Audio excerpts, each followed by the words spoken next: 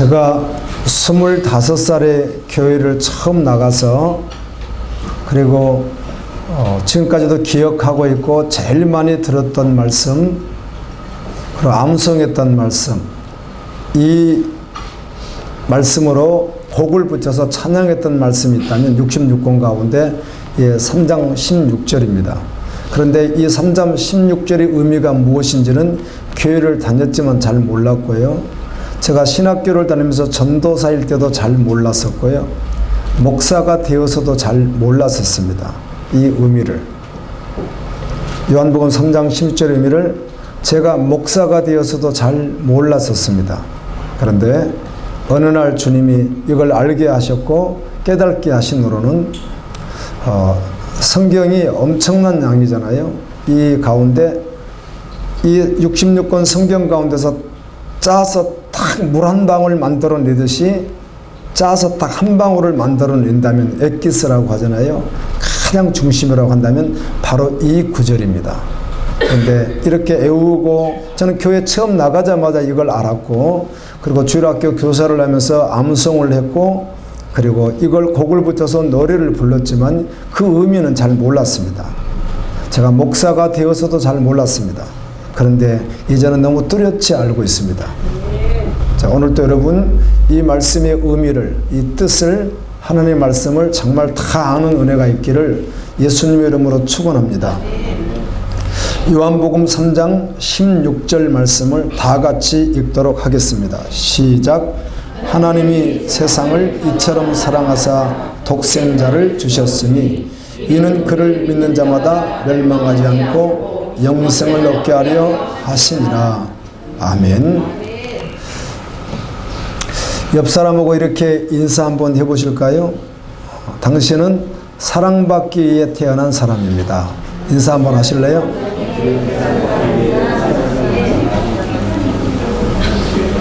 저는 지금도 기억하고 어렸을 때도 기억하지만 제가 사랑받기에 태어났다는 사실은 모르고 살았던 사람입니다. 사실 우리 어머니 아버지의 사랑은 있었겠지만 형제간의 사랑도 있었지만 또 불완전하잖아요.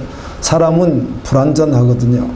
그리고 또 그 사랑을 또 잘 또 모르기도 했고 하나님의 사랑은 더욱 몰랐기에 또 불우한 어린 시절 그런 환경 그 속에서 살아오면서 나는 사랑받기 위해서 태어났다는 생각은 정말 한 번도 해본 적이 없고요.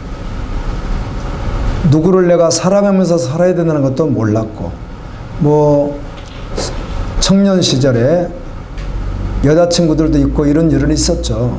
그렇지만 그때 그것이 전부 사랑인 줄 알고 내가 사랑을 줄 수 있는 줄 알고 받을 줄 아는 줄 알았지만 또 인생을 살고 후에 돌이켜보면 그것도 불완전한 사랑이었다는 것을 알게 되고 그래 나는 누구를 사랑해야 되는지도 잘 몰랐고 나는 특별히 사랑받게 태어났다는 생각은 정말 해본 적이 없는 사람입니다.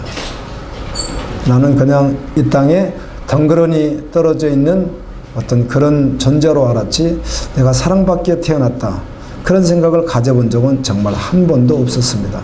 그런데 교회 와서 말씀을 듣는 가운데 하나님이 나를 사랑했다고 하는 이 말씀 앞에서 그럼 나는 사랑받기 위해서 태어난 사람이구나 그걸 조금씩 깨닫게 되었습니다. 여러분 어떠십니까? 여러분은 사랑받기 위해 태어났다는 사실을 지금 정말 인식하고 계시냐는 거예요. 맞아. 나는 사랑받기 위해서 태어난 사람이야. 이렇게 인식하고 그 사랑을 가지고 살아가고 있는가 하는 것을 질문하고 싶습니다. 그래서 다시 한번 또 인사해 보세요. 당신은 사랑받기 위해 태어난 사람입니다. 이게 무슨 말일까 혼동스럽기도 할 거예요. 왜 그런가 하면 가족 가운데도 갈등이 있고요. 부부 가운데도 갈등이 있고 직장에서 갈등이 있고 남녀 사이에 갈등이 있고 사회에서 갈등이 있거든요. 사람들이 모두가 다 나를 사랑하지 않잖아요. 그냥 알 수 있잖아요. 나를 아예 그냥 미워하는 사람도 있잖아요. 나를 어렵게 하는 사람도 있는데 내가 그러면 사랑받기에 태어났다면 누구에게 어떻게 사랑받기에 태어났느냐 하는 것이죠. 그런데 그래도 인사를 하라고 했던 거예요. 당신은 사랑받기에 태어난 사람입니다.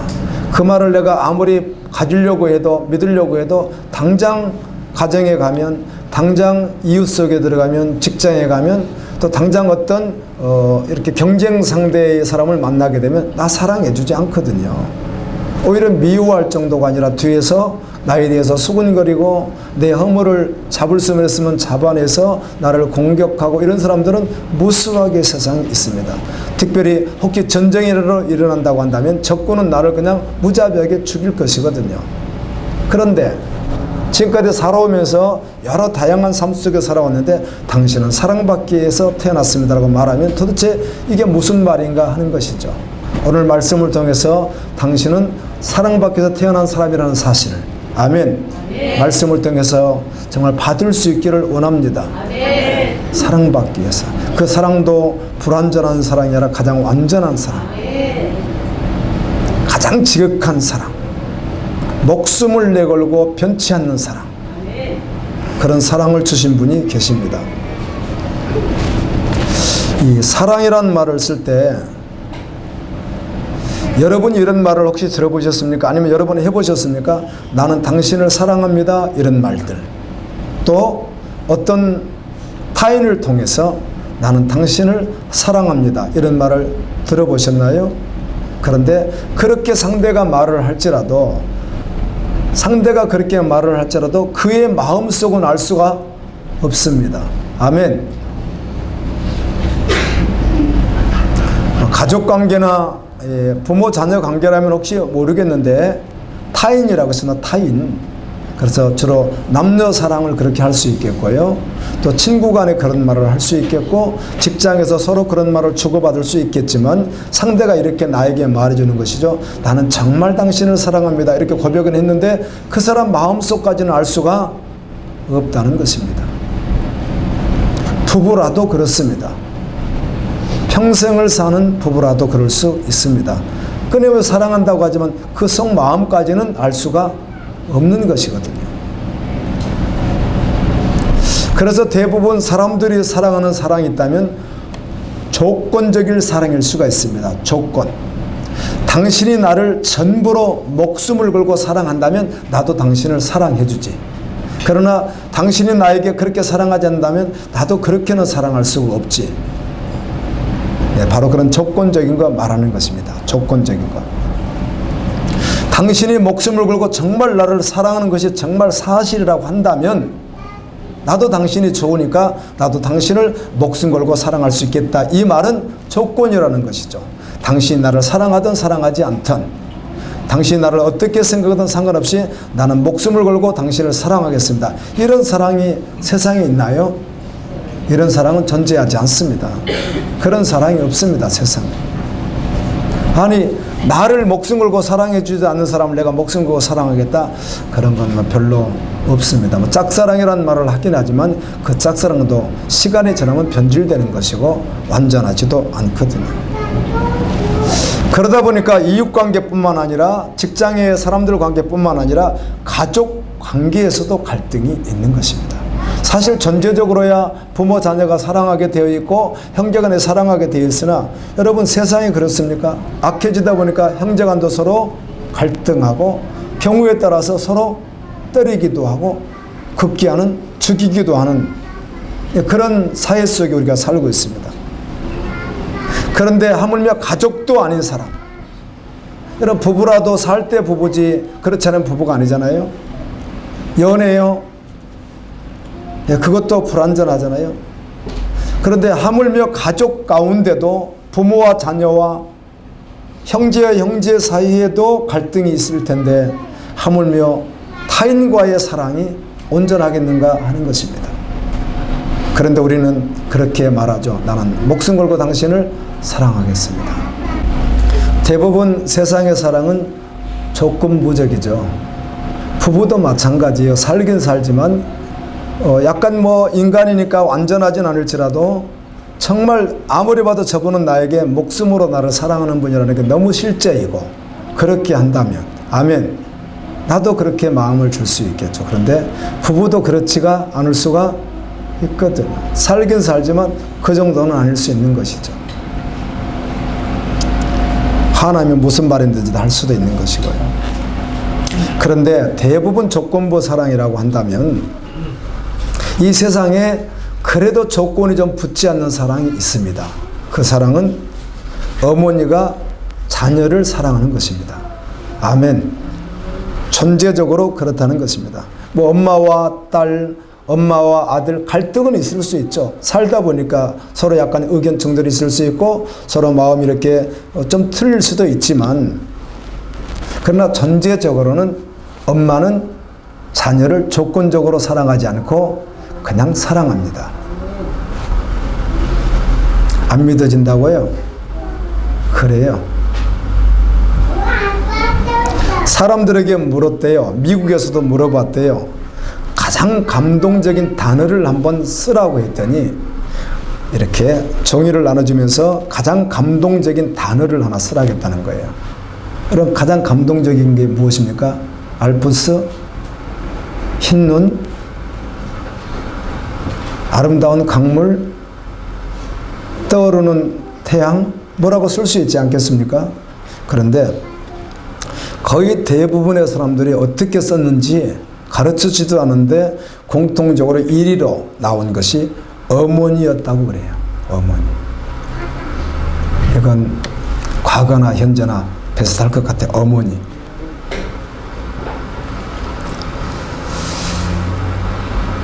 이 사람들은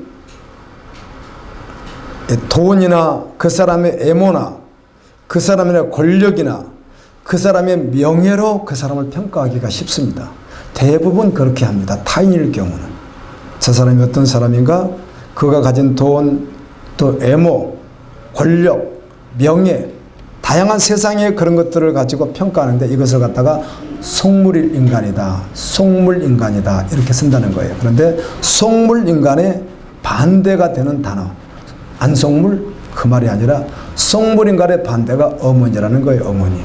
왜 그런가 하면 어머니는 자녀에게 있어서 자녀의 약점이나 자녀의 병듦이나 자녀의 지식 없음이나 자녀의 돈 없음이나 자녀의 명예 없음이나 권력이나 애모에 의해서 자녀를 사랑하는 것이 아니라는 거예요. 아멘. 그냥 자녀이니까 사랑한다는 거예요. 부모는. 이 세상에서 다 조건적인 사랑이라고 한다면 조건적이 않는 게 없어요. 부부도 조건적이에요. 다요. 사랑이. 그렇던가요? 아니, 남편이 계속 속썩이는데 어떤 부인이 사랑을 합니까?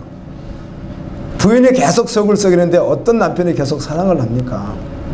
그렇지 않거든요. 더군다나 이웃관계는 더더욱 그렇죠. 직장관계는 더더욱 그렇죠. 사회생활 속에서는 더더욱 그렇죠. 다 조건이 붙는다는 거예요. 그래서 그 사랑을 완전한 사랑으로 하긴 어려운 거죠. 불완전하죠.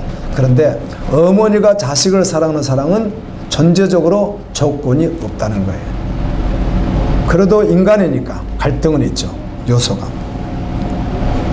이 세상에서 가장 고귀하고 아름다운 사랑은 어머니 사랑이다. 여러분 동의하십니까? 그런데 제가 무슨 말씀을 드리겠어요? 이 어머니 사랑보다 더 큰 사랑, 아니 어머니 사랑이 10이라고 한다면 억만 배 더 큰 사랑이 있다는 것입니다. 이것을 성경은 하나님께서 우리를 사랑하신 사랑이라고 말합니다. 예. 믿어지십니까?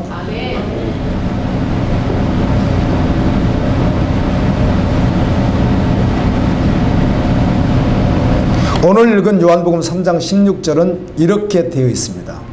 하나님이 세상을 이처럼 사랑하사 독생자를 주셨으니 이는 저를 믿는 자마다 멸망하지 않고 영생을 얻게 하려 하심이니라. 하나님이 세상을 이처럼 사랑했다 이렇게 말합니다. 하나님이 세상을 이처럼 사랑했다. 그럼 이처럼이 무슨 말인가? 이처럼이 무슨 말인가? 우주 만물을 창조하신 하나님. 요즘에 여러분 우리 교회 오는 그 기독신문을 계속 보면 연재돼서 나오는데요. 가능 보세요. 보면 창조 문제에 대해서 계속 나옵니다. 창조. 지금 적어도 우리 한국 교과에서 배운 여러분들이 초등학교 때 배웠던, 중학교 때 배웠던, 고등학교 때 배웠던, 대학교에서 배웠던 그 나와 있는 진화론은요, 새빨간 거짓말입니다. 맞는 게 없습니다. 틀렸습니다. 가짜입니다. 필드다운 문제라든지 이 학자들이 이상한 화석 하나 발견해가지고 수십 년씩 우기다가요 나중에 가짜로 발견되고 다 그러는데 우리 한국 교과서는 여전히 그대로 놔뒀어요. 그냥요. 세계 문명이 발달하고 과학이 발달해도 한 가지 분명한 사실은 인간의 실존 근원에 대해서는 여전히 무지해요. 여전히 무지해요. 가장 중요한 인간의 발생에 대해서는 아주 무지해요. 세계 과학이 그래요. 현대 과학이. 제 이야기가 아니라 확실히 그래요. 말씀드린 대로 제가 애국을 아시아, 유럽, 아프리카 이렇게 주님 은혜로 이렇게 선교를 이렇게 다니다 보면 박물관을 반드시 방문합니다. 그 나라가 박물관을 안 가본 경우가 없습니다. 꼭 갔었습니다. 그 나라를 알기 위해서. 올해도 그 베트남 가서도 박물관 꼭 가봤어요. 일부러 가겠다고 했어요. 박물관을. 그런데 중국, 그 거대한 중국이라는 나라가 가봤더니 대국이더라고요. 중국이 크더라고요. 그 나라가 조상을 누구라고 할까 궁금했습니다. 지금 시진핑부터 시작해서 지금 문명부터 쫙 파로나마처럼 이렇게 과거로 쭉쭉쭉 가서 마지막 뿌리까지 이렇게 가도록 만들어 놨어요. 근데 대부분 박물관이 그런 형태로 다 해놓거든요. 그래서 굉장히 궁금했습니다. 알지만 사실은 지식으로 알고 있지만 그래도 정말 어떻게 해놨을까 궁금해서 계속 그 부분을 이렇게 살피면서 살펴가는데 가장 끝에 갔더니 중국의 조상이 누구다? 원수입니다. 여러분 얼마나 무지한 수치입니까? 이게 현대 문명입니다. 이게 현대 과학이고 성경은 하나님이 우리를 창조했다. 하나님을 만들었다 이렇게 말씀하는데 현대 문명과 과학은요 여전히 아직도 인간의 실존을 모릅니다. 어디서 왔는지도 모르고요. 교과서에 수록된 한국에 수록된 교과서에 과학책에 나오는 것은 다 가짜입니다. 가짜로 다 판명됐고요. 그런데 아예 안 지우는지도 전 모르겠어요. 그냥 있는 거예요. 그냥 그대로 쓰는 거예요. 가짜로 다 검증된 것들이 대부분이에요. 과학적으로 그것도. 그것도 그냥 써요. 그리고 관심도 없습니다. 내가 누군지에 대해서 어디서 왔는지도.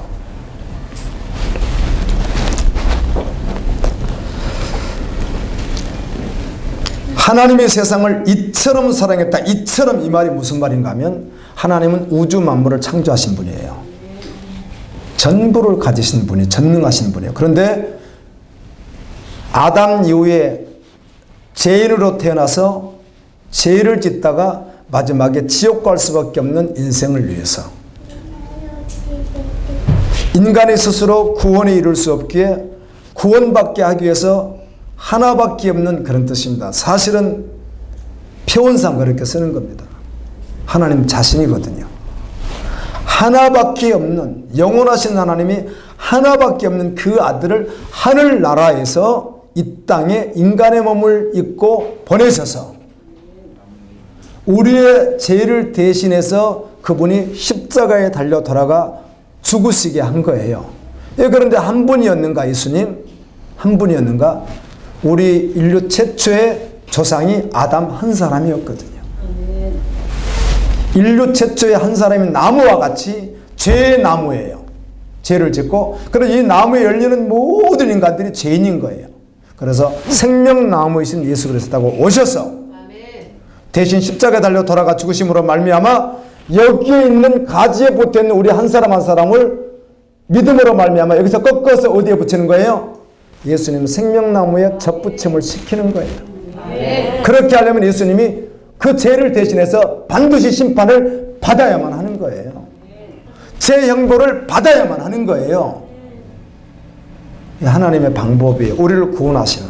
그래서 하나님이 당신의 아들을 십자가에 죽게 내주신 것이 이처럼 사랑이에요.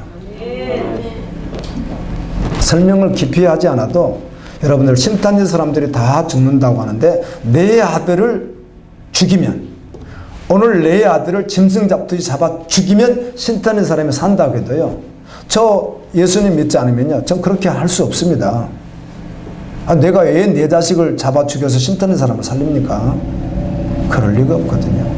지금은 예수님 믿으니까. 아멘. 신타의 사람을 위해서 나도 죽을 수 있고 자녀도 죽을 수 있겠지만 내가 믿지 않는 사람이었을 경우를 말하는 거예요. 내가 누구를 위해서 대신 죽고 내가 누구 대신 살라고 내 자식을 죽는 내줘요. 말이 됩니까? 상식적으로.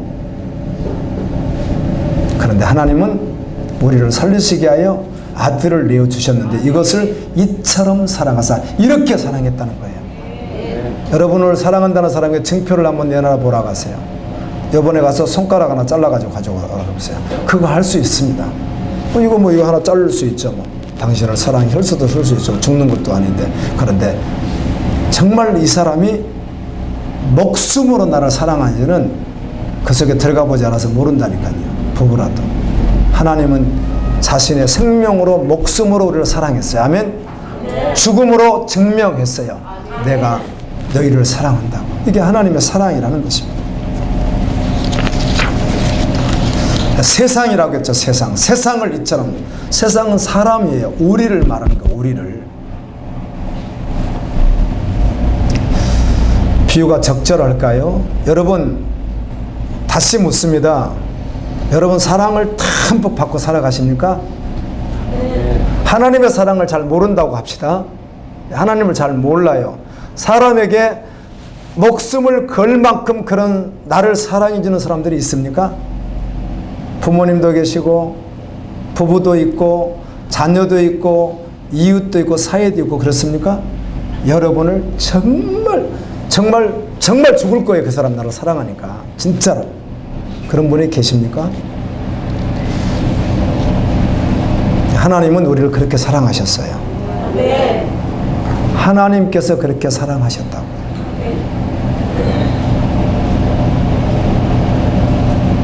생각나네요.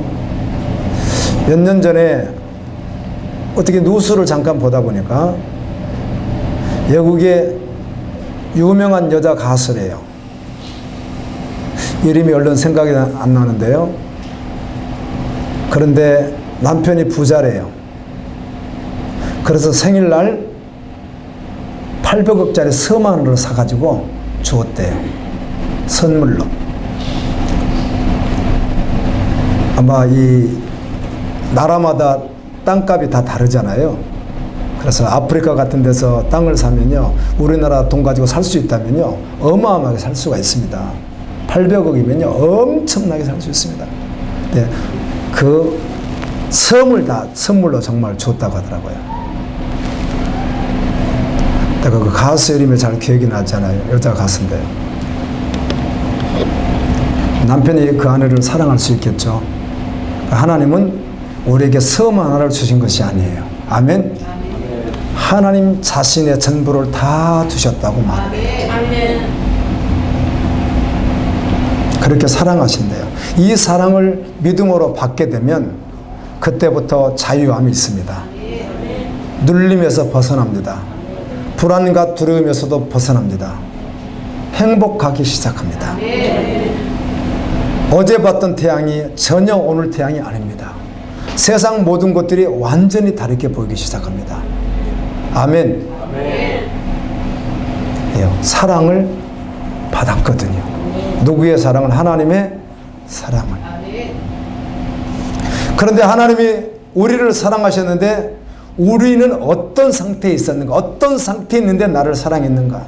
뭐 남녀가 사랑한다면 어떤 매력적인 모습이 있고 뭐 그래 사랑하지 않겠어요?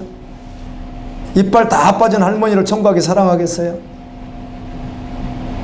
이빨 다 빠진 할머니를, 할아버지를 처녀가 사랑하겠어요? 뭔가 이렇게 매력적인 거 사랑하지 않았겠어요? 그런데 성경은 이렇게 말합니다.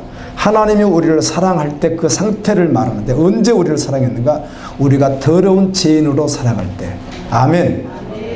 죄 가운데 있는데, 그것도 하나님 자신을 막 대적하는데, 믿지 않는 것도 대적이거든요. 막 대적하는데 하나님 무조건적으로 그들을 사랑했대요. 그때까지만 해도 하나님의 사랑을 사람은 깨달을 수도 없는 거예요. 믿음 안에서 깨닫게 되죠. 그렇게 사랑했구나. 아멘. 미워서 죽겠는 사람을 목숨으로 사랑했다, 그 뜻입니다.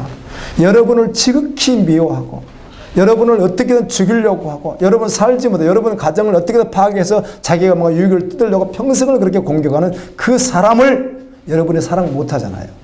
그런데 그보다 더한 원수 같은 자를 하나님은 알기도 전에 먼저 사랑을 하셨다는 거예요. 그래서 그의 전부이신 아들을 내어주셨다는 거예요. 정말 예수님을 믿게 되면 이 사실이 믿어지거든요. 아멘.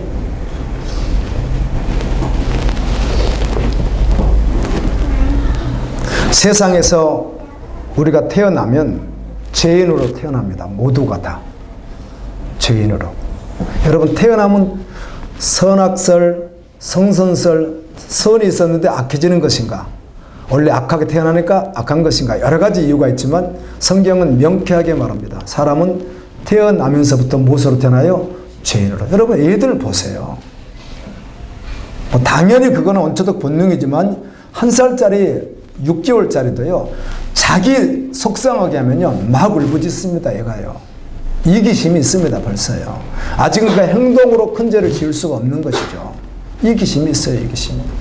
거기다 조금만 행동할 줄 알면요, 그때부터 경쟁합니다, 벌써. 뺏기지 않으려고 하고요, 자기가 가지려고 하고. 이게 다 욕심, 탐심, 죄거든요. 당연한 모습처럼 그렇게 보였던 거죠. 왜 그런가 하면, 내가 태어나서 보니까 다 사람들이 그러니까, 애들도 그렇게 하고 모두가 다 그러니까 사람들은 이렇게 사는 것인 줄 알았는데, 말씀 안에서 주님을 만나고 나서 보니까, 아, 사람들은 태어날 때 죄인으로 태어나는구나, 이걸 알게 되는 거예요. 죄인으로 태어나니까 죄인으로 살다가 결국은 마지막에 어떤 사람은 몇 년, 어떤 사람은 10년, 어떤 사람은 100년 살다가 딱 끝이 나면은 영원히 꺼지지 않는 형벌의 장소, 즉 형무소입니다. 형무소. 죄를 지었으니까 형무소 가야 될 거 아니에요. 그 형무소가 지옥입니다. 형무소가. 근데 세상 교도소가 아닙니다. 원래는 형무소라고 하다가 형을 살으라 했다가 영국에서 형을 살으라 말이 좀 안 좋다, 사람을 그래도 교화시키자고 하자 해서 바뀐 게 교도소라고 바꿨거든요. 근데 교도소나 형무소나 그 말이죠. 이 땅에서 죄를 지면은 교도소 가는 거예요. 형무소 가는 거예요. 그런데 영원히 갈 형무소가 있다고요. 그것이 지옥이에요. 여러분, 지금도 교도소가 그렇게 좋지 않습니다. 저는 몇 군데 교도소 가운데 청주도 가고, 청주도 그 살인한 청년을 전도하려고, 살인한 청년을 이렇게 대하고 있는데 마음이 이렇게 좀 그렇더라고요. 사람 죽이고 들어간 청년을 이렇게 눈 쳐다보고 있으니까요. 저도 목사지만 마음이 좀 그래요. 그리고 대전교도소는 8명에게, 아주 흉악범들에게 제가 편지를 수년씩 보내고 영치금 넣고요, 내가 그 안에 들어가 설교도 하고요. 대문, 큰 대문 쫙 열면 쫙 열리고 촥 닫습니다, 뒤에서. 그 다음에 또 들어가면 철문 내가 알기로 한 5개 정도 통과하니까 강당에 나오더라고요. 교도소입니다. 자유가 별로 없습니다. 별로 없죠, 뭐. 지금도 우리 한국은 문화가요, 온돌 문화인데, 지금도 교도소는 온돌이 아닙니다. 벽에 시간에 조금씩 넣어주는데요. 왜 그런지 몰라도 있는 분들이, 목사님 추워요, 내복 사주세요, 내복 사주세요. 그러면 두꺼운 내복사도 넣어주고요. 그런 일이 있어요. 여러분, 그 교도소입니다. 여러분, 지금 이렇게 자유를 누리다가 30년형 이렇게 여러분이 어떤 형을 받고 교도소만 들어가도 끔찍한 일인데, 이 땅에 살다가 영원히 죄인이 가야 될 곳이 어디예요? 지옥 교도소라고요. 존재하고 있는 거예요. 이곳에 갈 우리를, 우리 스스로는 벗어날 길이 없으니까 하나님의 아들이신 예수 그리스도를 이 땅에 보내셔서 대신 내 죄를 대신해서 죽게 하신 거예요. 이게 하나님의 사랑이에요. 예수님 자신이 직접 죽으신 거예요. 죄인을 위해서. 뭐 매력적인 사람을 위해서 죽은 게 아니에요. 아름다운 여인을 위해서 남자가 죽은 게 아니고, 매력적인 남자를 위해서 여자가 죽은 게 아니에요. 죄인은 그들을 위해서 살리게 하여 예수님이 죽으신 거예요. 하나님이 세상을 이처럼 사랑하사 독생자를 주셨으니, 이는 저를 믿는 자마다 영원히 교도소인 지옥에 가지 않고 영원한 자유의 나라, 아멘, 영원히 복락의 나라 천국에서 살게 하리라. 이게 하나님 말씀이에요. 죄 하면은요, 여러분 뭐 어렴풋이 알 거예요. 근데 군인들 있잖아요. 군인들이 전쟁을 해서 점령군이 되는 거, 승리했다는 것이죠. 점령군이 돼서 그 나라를 정복에 들어가게 되면 그 땅에 있는 사람들이 가지고 있는 것을 뺏을 수 있습니다. 점령군이니까 마음대로 뺏을 수 있습니다. 금은이든 뭐든 다 뺏을 수 있습니다. 점령군이니까. 어차피 패했으니까. 그리고 필요하면 이들은 나에게 유럽지 않겠다 싶으면 바로 총살시킵니다. 뭐 목을 베든 총살시키든 바로 죽이기도 합니다. 또 부녀들, 여자들에게 몹쓸 짓을 마음대로 합니다. 지금 계속 그런 일들이 일어나잖아요. 이게 점령군이거든요. 그런데 우리는 점령군이 돼본 경험이 없는 거죠. 지금 전쟁에, 우리는 여자로서 전쟁에 나가본 적도 없고 남자로서 그런 전쟁에 참여해 본 적이 없는데 오늘 우리가 그런 전쟁에 정말 참여한 거예요. 그 전쟁에 우리가 점령군이 된 거예요. 같이 그렇게 해나가고 있는 거예요. 같이 막 그렇게 빼앗고 폭행을 하고 막 지나가고 있는데 나 하나 그냥 따라갈 수는 있지만 동조하는 거거든요. 우리가 그 자리에 있을 때, 나도 그 자리에 그 상황이 주어졌을 때 나는 누구 못지않게 그렇게 할 수 있다. 그런 성향이 우리 인간 속에 있다는 거. 이게 죄성이에요. 죄성. 지금 아직 그런 일을 만나보지 않았으니까 저는 뭐 그렇게까지는 양심이 없진 않습니다. 그런데 내가 점령군이 되어서 막 정복에 들어가는데 뺏을 건 뺏을 것이고 금이 있으면 내가 주머니에 넣을 것이고 그럴 수 있다는 거예요. 그게 상황입니다. 상황. 조건이에요. 돈이 된다면 평소에는 멀쩡하던 사람이 상황에 따라서 불의한 일도 할 수 있다는 거예요. 내가 지금은 아무 문제 없이 내가 이렇게 점잖게 특별히 그런데 불의하지 않게 살아가는데 어떤 딱 상황이 온 거예요. 불의한 상황이 와서 이 불의한 상황에 내가 불의를 행하면 엄청난 금액이 나에게 바로 들어오는 거예요. 이런 상황이 딱 만들어지면 대부분의 사람들은 엎드러진다는 거예요. 이게 상황이 만들어진다는 뜻이에요. 존재가 그러니까. 존재가 죄인이니까.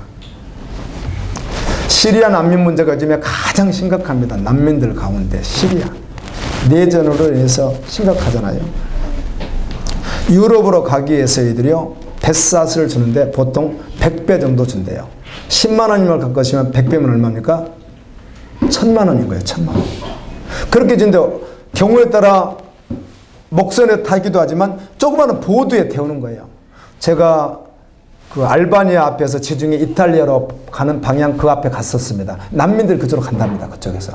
그래서 그 지중해 앞에 제가 서봤는데요. 어마어마한 거리입니다. 이건 제주도 가는 거리가 아니거든요. 그런데 조그마한 보드에 사람을 정원이 5명이라면 15명 태워버리는 거예요. 브로커들이. 파도 한 번 치면 그냥 끝나는 거예요. 보셨는지 몰라요. 그 3살짜리 어린이가 바다에서 이렇게 엎드러져 죽은 사진 있잖아요. 엄마와 3살짜리 형과 5살짜리 형과 3살짜리가 그 보드를 타고 가다가 죽어서 여자 기자가 찍은 게 세계적으로 화제가 돼가지고 그 후에 유럽 지역에서 난민에 대해서 시각을 좀 달리했어요. 사진이 있어요.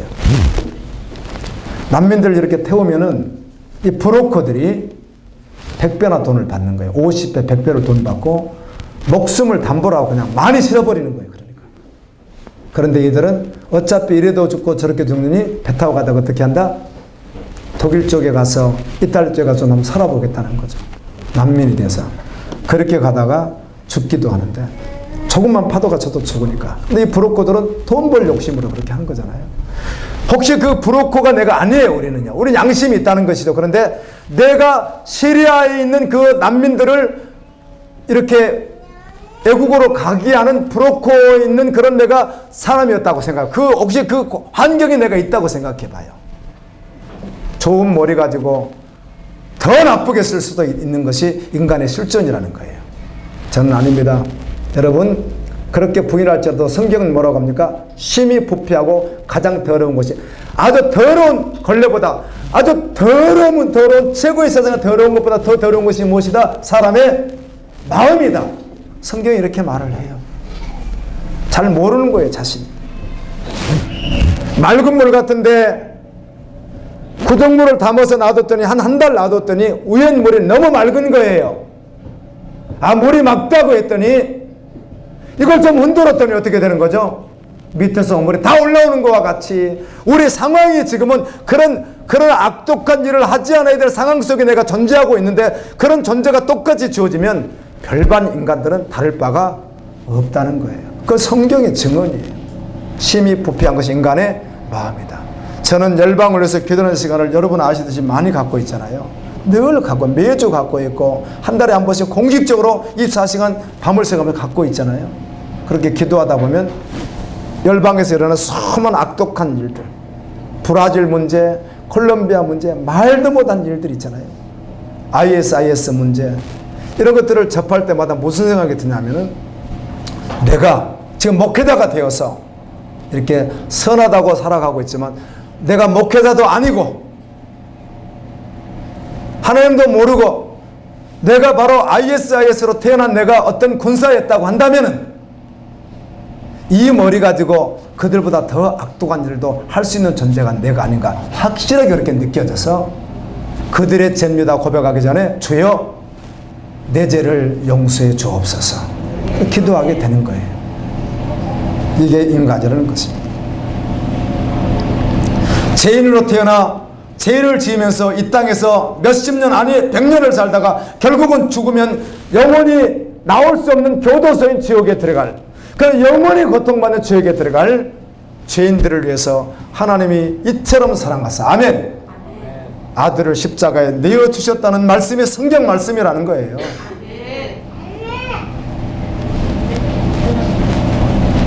예수님께서 우리 죄를 대신해서, 내 죄를 대신해서 십자가에 못 박혀 죽으신 거예요.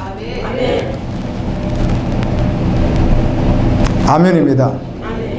요한복음 3장에 우리가 오늘 말씀해 보면 니고데모라고 하는 사람, 사실 오늘날 굳이 직책으로 말한다면 국회의원에 있던 사람인데, 이 사람이 영생에 대해 관심을 가지고 밤중에 예수님을 찾아왔습니다.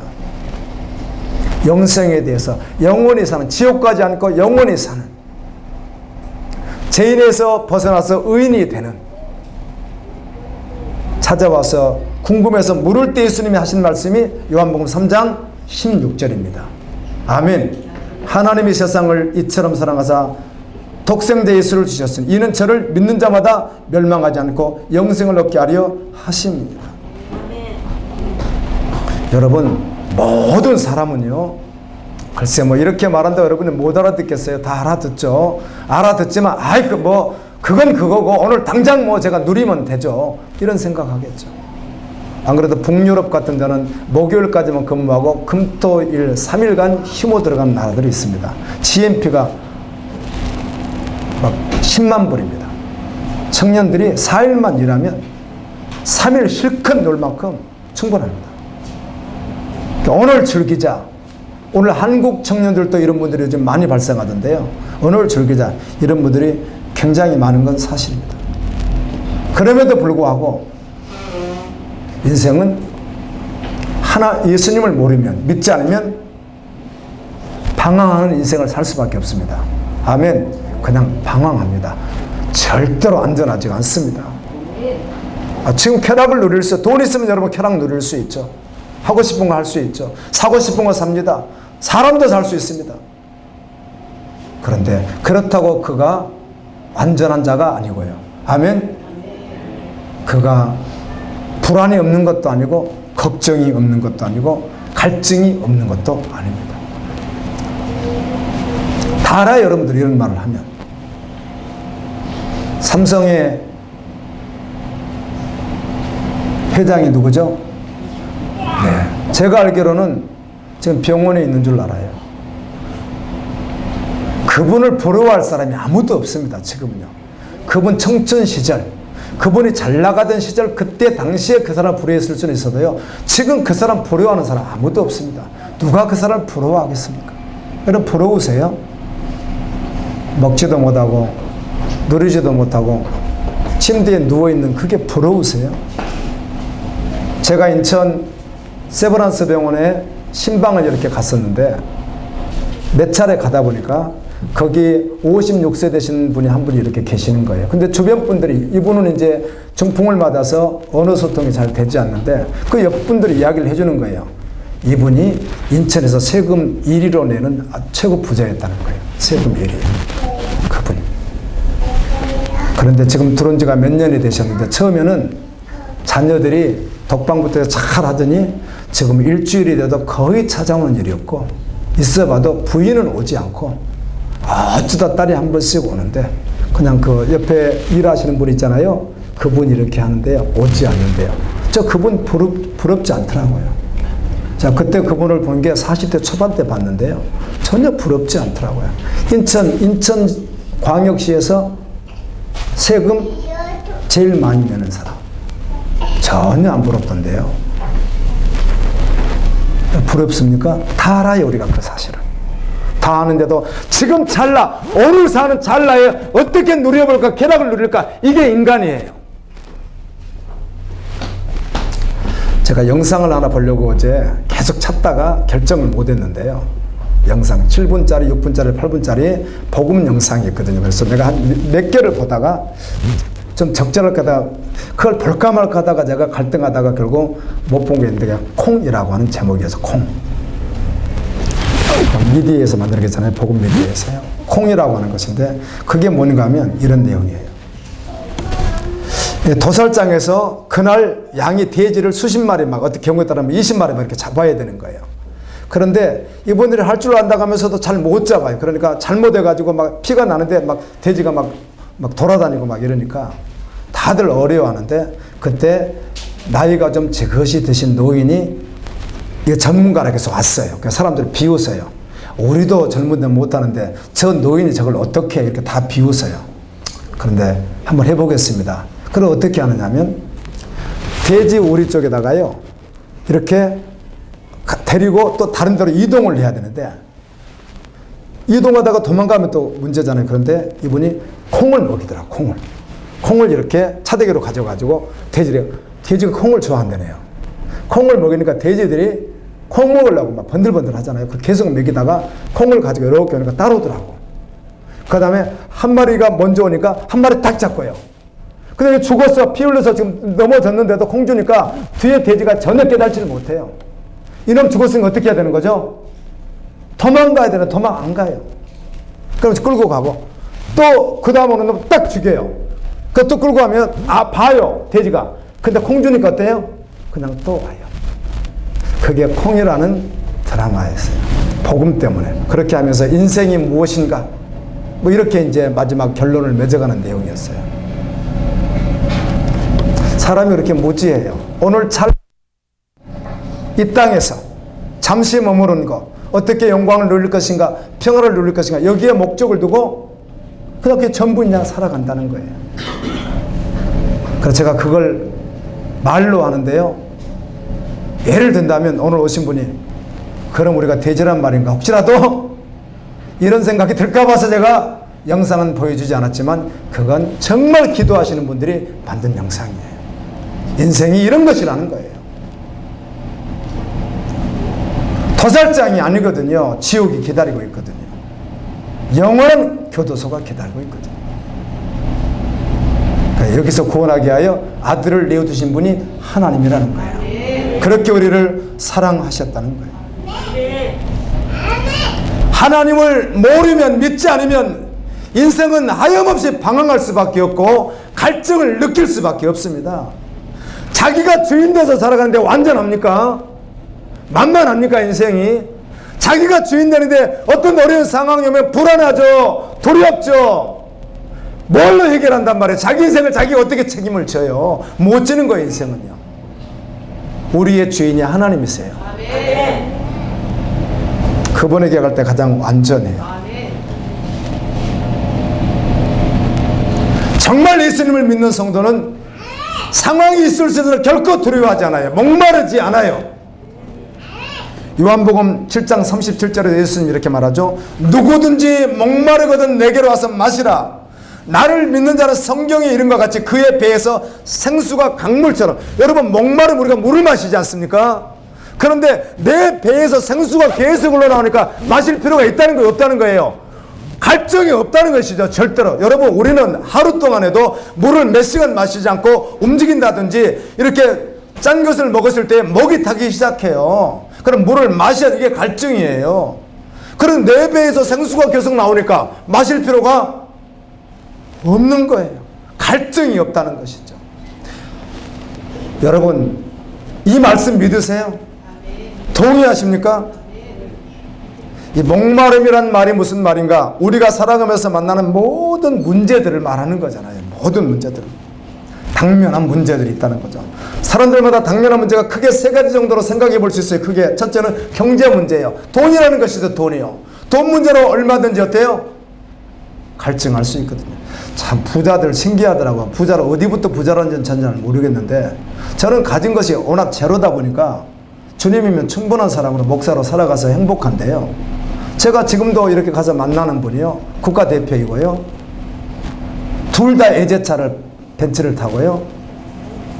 가게도 2개 있고요. 세종시에 건물도 있고요. 월급도 돈도 많이 벌고요. 그런데 맨날 갈급하대요. 행복하지 않대요. 돈 더 많이 벌어야 되고 그래서 그 또 말은 또 저한테 그래요. 목사님이 부러워요. 뭘 부러워요? 나는 아무것도 없는데. 제가 왜 부럽습니까? 목사님은 어딘가 모르게 행복해 보인대요. 그럼 제가 왜 행복하죠? 내 배에서 생수가 계속 나오니까 예수 그리스도를 믿으니까 아멘. 좀 신기하더라고요. 아, 그렇게 있는데 왜 자기가 그렇게 갈급한지. 그리고 기쁨이 별로 없어요. 아마 상대적으로 자기 주변에 있는 사람도 자기보다 더 잘 사나 보죠. 그래서 그럴 거예요. 세종시에 건물이 있고요. 건물이 있대요. 건물이 있고 집이 2채고 외제차 2대 타고 남편은 국가대표고 자기는 사업을 하고 40대가 왜 이 사람이 어렵다. 그런데 아마 자기 주변이나 사람들 가운데 자기보다 더 잘 사는 사람들이 있는 것 같아. 그래 이걸 보니까 어때요? 계속 그냥 갈증이 있는 것 같아요. 내가 보니까 이해가 안 되는데 그래도 말이라도 그래요. 목사님이 부러워요. 뭘 부러워요? 내가 아무것도 없다고 했는데. 그래서 목사님은 행복한데 혹시 사모님도 행복하다고 물어봐요. 왜 그러냐면 목사님은 또 목사님께 행복하다고 할 수 있는데 같이 사시는 사모님도 행복하냐고. 돈도 없고 집도 방앗간에 산다고 했거든요. 그때 예, 우리 아내도 행복하다고 합니다. 그래요. 하고는 싶지만 돈은 벌어야 되겠어요. 아직 예수를 안 믿으니까. 그리고 꼭 전도만 하려고 하면 너무 신기해. 말 잘하다가 전도만 딱 하려면요 안 들어요. 사람이 확 돌변해요. 전도만 하려면. 너무 신기해요. 40대 초보신데. 잘하다가 전도만 딱 하면요 아예 안 듣겠다 얼굴을 싹 바꿔버리는 거예요. 그럼 어떻게 뭐 뒤통수 대고 막 할 수도 없고. 그리고 자기는 별로 행복하지 않대요. 이게 갈증이에요. 예수님을 믿지 않으면 절대로 갈증이 해결되지 않아요. 영원하지도 않는 그거, 찰나적인 거. 그런데 그거 잡으려고 사람들이 다 살다가 돼지처럼 마지막 어떻게 해요? 도살장으로 가듯이 지옥으로 간다는 것이죠. 이를 알려주고 살려주기 위해 오신 분이 예수님이라는 것입니다. 우리 성도들은 끝을 알고 있죠. 우리 인생의 끝을. 성도들은 주님 믿고 따라가면 어디 가는 거니까 영원히 사는 영원한 천국에 가는 걸 알기 때문에 그 끝을 아니까 믿음으로 달려가는 것입니다. 제가 아는 증인의 이야기입니다. 지난 여름에 85일간 미국 필라델피아 켄싱턴이라고 하는 거리에 있었답니다. 이거 전도를 했는데 이곳은 신기하게 마약하는 사람들이 모여서 사는데 아예 경찰들이 그건 치해복권적으로 놔둬버린대요. 그냥 방치를 한대요. 뭐 방법이 없대요. 그러니까 거기 있는 사람들 그냥 거기서 마약하고 그냥 제주 그냥 누워있고 막 그런데요. 아마 밖으로 나가는 것만 통제해야지 그 안에 그냥 놔둬버린대요. 그대로요. 사람들이 무서워서 가지도 않는데요. 여기저기에 마약을 하고 그대로 막 누워있는 사람들이 있고. 제가 인천에 있을 때 주안역 쪽에 가면 사람들이 그래요. 마약한 사람들이 있으니까 눈 자세히 버리고. 근데 진짜로요. 대낮에요. 이렇게 다 흐트러지고 이런 사람들이 있어요. 제가 인천에서 20년 이상 살았으니까요. 근데 아예 마약을 하고 죄를 지는 사람들이 그 컨팅턴이라는 그쪽에 이때 이렇게 사람들. 그런데 아예 경찰들이 잡으러 가도 그냥 그 자체를 그냥 방치하고 놔두는 지역이 있다네요. 이곳에 전도하러 선교사님들랑 같이 들어간 거예요. 처음엔 두렵더래요. 무섭기도 하고 더럽고 냄새나고 정말 인간 같지가 않잖아요. 그런데 그래도 예수 이름으로 생명을 전하는 복음을 전하는데 주님이 이런 마음을 주더래요. 저들은 보기에 사람 같지 않지. 그런데 너는 겉으로 멀쩡하잖아. 너는 공부도 많이 하고 너는 겉으로도 멀쩡하고 얼굴도 빛나고 너는 얼굴에 크림도 바르고 너는 옷도 깔끔하고 너는 손도 깨끗하고 너는 목욕도 하고 너는 그렇잖아. 그런데 네 속사람 네 마음 말이야. 네 마음은 저들과 네가 뭐가 다른데 이러시더랍니다. 주님이. 그래서 한번 꼬꾸라져 울면서 주여 맞습니다. 주님의 은혜 아니면 저도 동일하게 내 영원한 상태가 동일하게 저도 망할 수밖에 없는 존재였습니다. 그래서 그 마음을 주셔서 더 그들에게 복음을 전했다고 하는 그런 내용을 제가 들었습니다. 하염없이 눈물이 나더라고요. 말씀을 이렇게 마무리하겠습니다. 하나님 우리를 사랑하십니다. 그래서 우리를 구원하시기 위해 아들을 내어주셨습니다. 우리를 사랑하시는 예수님이 우리에게 이렇게 분부합니다. 분부를 내 안에 거하라 이렇게 말합니다. 여러분 가장 안전한 곳에 거하는 게 가장 안전한 거잖아요. 근데 우리가 인생 살아갈 때 가장 안전한 것이어도 예수 그리스도를 믿는 것이거든요. 하나님 안에 거한다는 것은 하나님의 사랑 안에 거한다는 거예요. 하나님의 사랑 안에 거하는 것. 어린아이는 엄마 품 안에 거해야 가장 안전하듯이 우리가 하나님의 사랑 안에 거하는 것이에요. 하나님의 사랑 안에 거한다는 것은 하나님 말씀을 지키고 순종한다는 것이에요. 그리고 하나님을 사랑하는 것이에요. 아멘. 하나님이 나를 사랑하기에 나도 하나님을 사랑하는 것이에요. 이렇게 말씀드리고 싶습니다. 여러분 하나님의 사랑을 더 알고 싶으십니까? 전적으로요? 그렇다면 여러분이 정말 하나님께 여러분의 전부를 헌신할 때 온전히 전부로 헌신할 때 그때 비로소 하나님이 우리를 어떻게 사랑하셨는지 알게 될 것이며 바로 그때 하나님께서 우리에게 하나님의 뜻을 가르쳐 줄 것이고 무엇을 해야 될지 말씀하실 것이고 아멘입니다. 그리고 함께 동행하실 것이에요. 그런데 온전히 하나님께 나가지 않고 헌신하지 않으면 끊임없이 인생은 갈증이 있고 방황하게 되어 있습니다. 그래서 주님에게 온전히 헌신하면 하나님 자신을 알려주실 것이고 하나님 뜻을 그에게 알려주실 것이고 그를 통해서 가장 영광스럽게 하나님의 뜻을 이루고 살 수 있도록 인도하실 것입니다. 그런데 아직까지 내가 교회를 다녔으나 단 한 번도 온전히 주님을 온전히 헌신해 본 적이 없는 거예요. 온전히 생명으로 나아가 본 적이 있는. 그런데 어떻게 주님의 사랑을 알고 어떻게 인생의 갈증이 끝이 날 수 있고 어떻게 방황하지 않을 수 있겠어요, 여러분? 주님에게 올인해서 나가면 인생의 방향도 끝이 나고 아멘입니다. 갈증도 끝이 나고 그 배에서 생수의 강이 흘러 넘치듯이 하나님의 은혜가 충만하기 때문에 가장 안전한데 온전히 나가본 적이 없다는 거예요. 온전히. 그가 나를 정말 목숨 걸고 사랑하는데 나는 그에게 목숨 걸고 사랑해 본 적이 없는 거예요. 나중에 후회하게 되겠죠. 그 사랑을 놓치게 되면은. 그와 같이 하나님은 우리를 아들 내어주신 생명으로 사랑했는데 나는 그런 어떤 비둘기 사랑을 해본 적이 없는 거예요. 하나님을 향해서 그렇게 예배를 해본 적이 없는 거예요. 그렇게 헌신해 본 적이 없는 거예요. 그런데 어떻게 하나님의 사랑을 어떻게 알아요? 그렇게 전적으로 주께 나갈 때 하나님께서 나야 하고 아멘입니다. 그 가운데 함께 하시면서 그에게 하나님의 뜻을 가르쳐 주시고 그와 함께 살아가도록 인도하실 줄로 믿습니다.